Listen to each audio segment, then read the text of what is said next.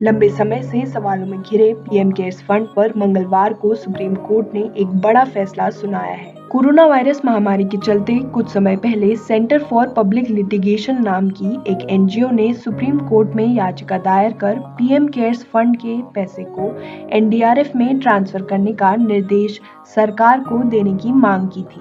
साथ ही इस याचिका में पीएम केयर्स फंड पर सवाल उठाते हुए कहा गया था कि केंद्र सरकार पीएम केयर्स फंड में अब तक आए पैसे के बारे में जानकारी देने से बच रही है। एनजीओ की इस याचिका को खारिज करते हुए सर्वोच्च अदालत में जस्टिस अशोक भूषण की अगुवाई वाली बेंच ने मंगलवार को अपने फैसले में कहा है कि पीएम केयर्स फंड को नेशनल डिजास्टर रिलीफ फंड यानी कि एनडीआरएफ में ट्रांसफर करने की कोई जरूरत नहीं है। फैसले में कहा गया है कि एनडीआरएफ में हमेशा से स्वैच्छिक योगदान दिया जा सकता है क्योंकि डिजास्टर मैनेजमेंट एक्ट में इसके लिए संवैधानिक रोक नहीं है।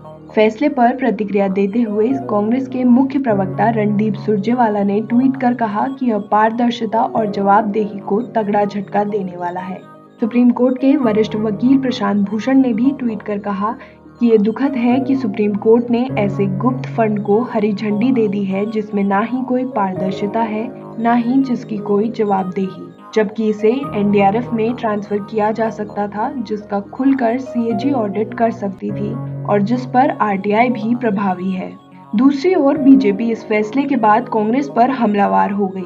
बीजेपी के राष्ट्रीय अध्यक्ष जेपी नड्डा ने कहा है कि पीएम केयर्स फंड पर सुप्रीम कोर्ट का फैसला राहुल गांधी और उनके किराए पर सामाजिक मसलों को उठाने वाले एक्टिविस्ट के समूह के गलत इरादों को एक तगड़ा झटका है। पहले भी पीएम केयर्स फंड को लेकर पीआईएल दाखिल की गई है।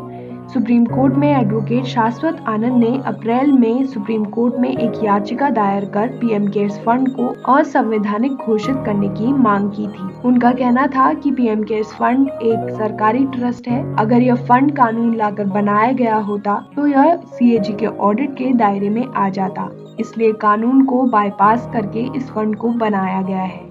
लेकिन इस याचिका को भी सुप्रीम कोर्ट ने 27 अप्रैल को विड्रॉ कर लिया था।